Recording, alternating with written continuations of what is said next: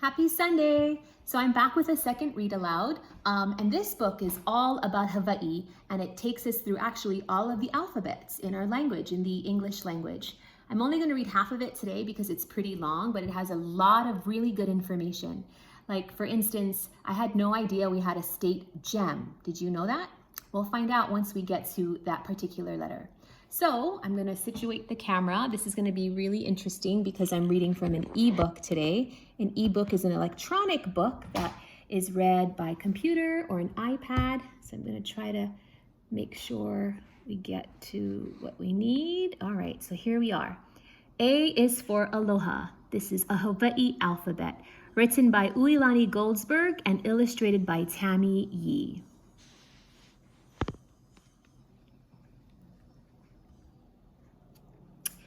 A is for Aloha. Aloha is our letter A. It means so many things. Hello, goodbye, and love to you. Fair wishes this word brings.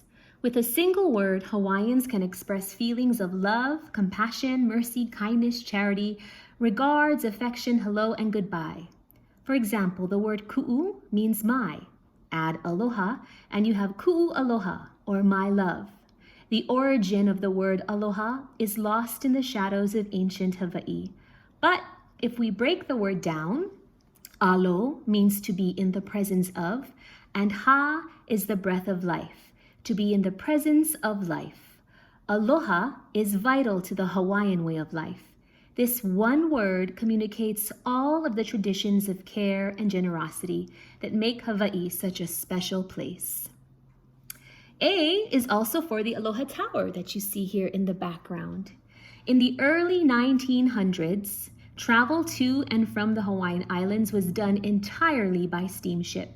The people of Honolulu built the tower on the harbor side of the piers to greet passengers or to send them home with a fond farewell.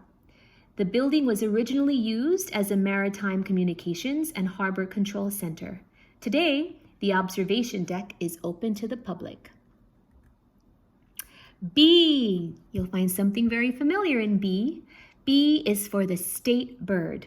The nene is a Hawaiian goose with feathers beige and brown. It lives atop the great volcanoes and never goes to town. As you know, the nene is our mascot, and I often see it in the evenings when I leave school to go over the saddle to Kona. In 1957, the nene goose became our state bird. This distant cousin of the Canada goose is brown with black and white feathers lined up in diagonal rows.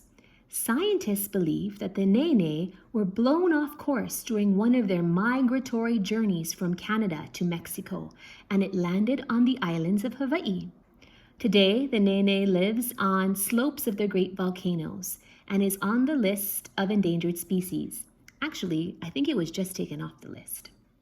B is also for the Bishop Museum, established in 1889 by Charles Reed Bishop to honor his late wife, Princess Bernice Pauahi, the last descendant of the royal Kamehameha family. Her final wish was to help Hawaii's children develop a greater pride in their heritage. Located near downtown Honolulu, the museum is the largest in the state and has over 25 million items that tell the natural and cultural history of the islands, including ancient wooden surfboards, canoes, finely carved tikis, and royal feather capes. The exhibits tell the story of the extinct and endangered plants and animals. So you see the Bishop Museum in the background, where the nene are in the foreground. The letter C. C is for capital. Hawaii's capital, Honolulu, is like a jewel so bright. It shines against the lush green mountains and sparkles in the night. So you see Honolulu here, right by the ocean. Honolulu is Hawaii's capital city on the island of Oahu. The word Honolulu means protected bay. The city and county of Honolulu is the biggest bay area in the world.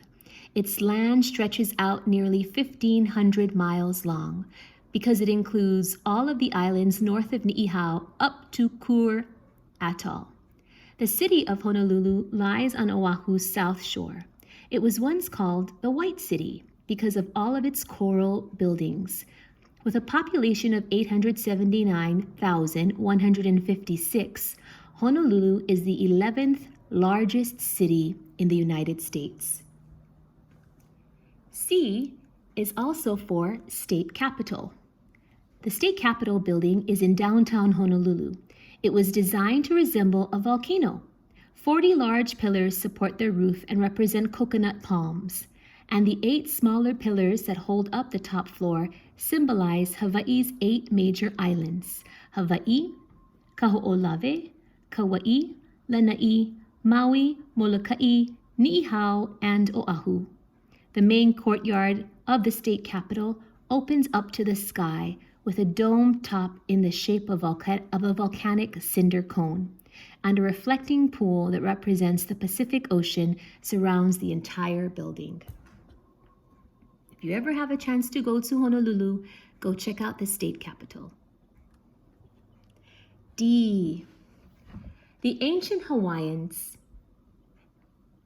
D stands for dance of hula. There are 2 styles of hula, one older than the other. Kahiko is the ancient ones, as we see here, and awana is the younger form of dance of hula that we see here. The ancient Hawaiians didn't have a written language, so they chanted their stories, and to add drama, they danced. The hula portrayed tales of heroism and harvest, God worship, and fertility. They were passionate dances done by torchlight. When Christian missionaries came to Hawaii, they did not understand the hula, and they didn't like the Hawaiians worshiping the ancient gods. The missionaries made the hula illegal for anyone to practice or dance. Today, when you come to the islands, you'll see the ancient kahiko hula and the modern awana hula being performed. D is also for the drums, as you see here. The ancient Hawaiians used drums of all sizes. Small ones sounded like heavy rain on a grass-thatched roof. Large ones rumbled like booming thunder. Chanters used a pahu, made from a partially hollowed-out tree trunk and topped with a tightly stretched shark skin to pound out a steady beat for their dancers. Here's the pahu drum. They also used a small pa niu, or coconut knee drum, made from a coconut shell and covered in fish skin. And you see that here, the knee drums. E. E is for other forms of energy. The trade winds shear the ridges and spin the windmills round. They turn the energy of the sky into electricity for our towns. Here on the Big Island, we see such windmills in Waikoloa. In Hawaii, unlike most places in the United States, electricity is generated using oil-fueled turbines. But Hawaii has worked hard to develop 3 different types of alternating energy. The trade winds blow constantly against the mountains. Scientists try to harness this infinite energy source, having built a number of wind farms on the islands of Hawaii, Kauai, and Maui that supply electricity to sugar mills and communities. Small generators also capture energy on these islands. And geothermal energy is produced by harvesting the trapped gases from deep within the active volcanoes of the island of Hawaii. E is also for the ancient energy of the kukui, or candlenut tree, our state tree. The old Hawaiians used this tree for many things. They strung a few kukui nuts together, then placed them in a lava rock bowl and lit the wicks to make lamps to illuminate their houses. They also squeezed oil from these nuts and used it as medicine, or chopped up the nut meat to flavor their cooking. The letter F. F is for the state flower.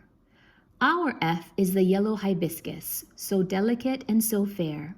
Its hues are like the sunshine, a state flower beyond compare. So we see the hibiscus, that's yellow. The state flower of Hawaii is the yellow hibiscus. It symbolizes the delicate balance in the islands and radiates the color of sunshine. In 1923, the territory of Hawaii named the hibiscus, all colors and varieties, its official flower. But in 1988, the state legislature decided that since the yellow hibiscus, or the Pua alo, is one of the only 5 hibiscus species native to the islands, it should be the one flower that proudly represents our beautiful state. F is also for our state's unofficial fish. Can you guess what it is right here? It is the humu humu nuku nuku a pua'a.